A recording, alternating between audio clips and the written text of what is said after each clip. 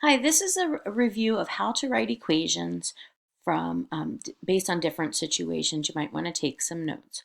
Our first linear equation is going to be from a graph. Remember, linear equations follow the format y equals mx plus b, where m is going to be your slope, the constant rate of change, and the b is the y-intercept, or the y value of the y-intercept. So let's look at this first equation here, and we're going to figure out our slope. It's the first thing you want to do. Pick points that you can read accurately, and in this case I'm seeing 5, 0, and then I'm also seeing 6, 3. So my slope is going to be to go down 2 and over 3.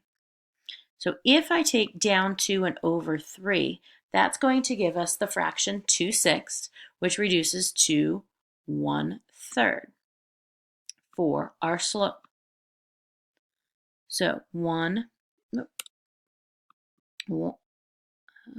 give me a line here.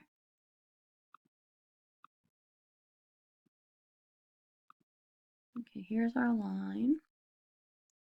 So our slope is 1/3, and then our y value of our y-intercept here is going to be the 5.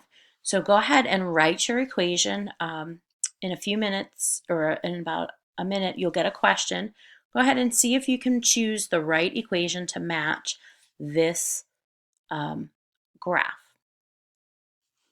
And then we'll pick up with our next situation.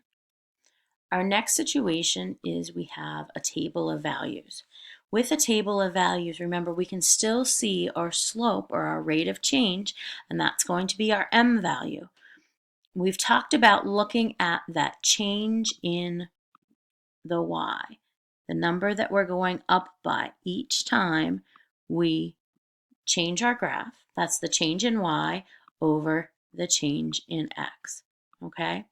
Now, notice our points don't necessarily go up by 1. So it doesn't really matter which points we pick. Our slope is still going to be the same if it's a linear situation. So if we look here, we go from 7 to 5.5. So we dropped 1.5. Okay, we dropped 1.5.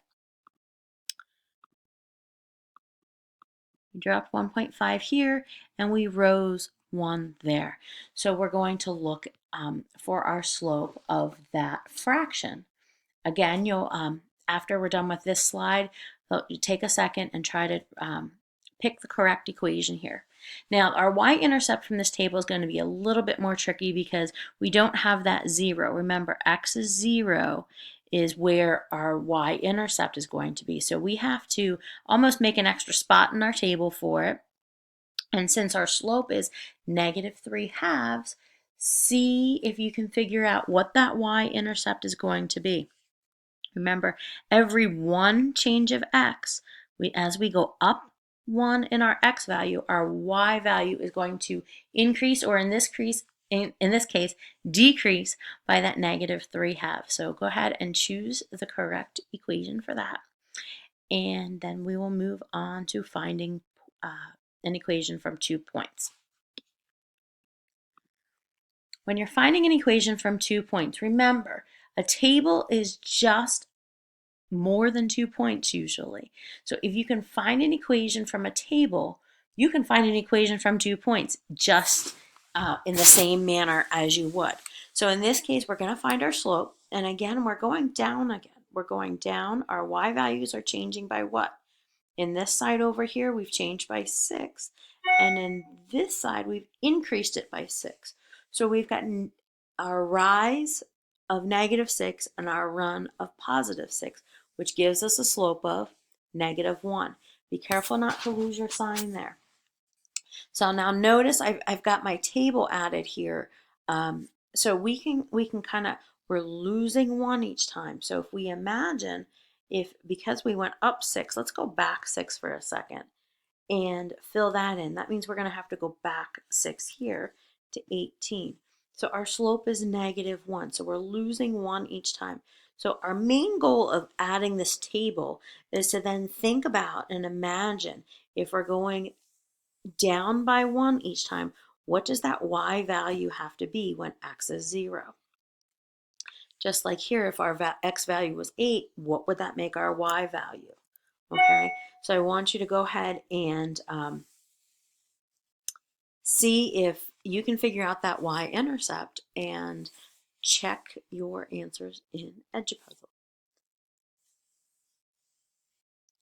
So just to summarize, when we're writing equations in y equals mx plus b form. Okay, m is our slope, b is our y-intercept. Your first step in any situation is to try and figure out the slope, the change in y over the change in x, the rise over the run. Your next step would be then to find that y-intercept. You can do that by using your slope to work backwards from a point that's given, or maybe work forward from a point that's given. All tables will have your y-intercepts. You want to watch for that. But hopefully you've got the process. Find the slope, find the y-intercept, write your equation, plugging in your slope for m and your y-intercept for b. Again, you can play this video over and over again. Don't be shy. If you have questions, go ahead and send those to me. Thank you.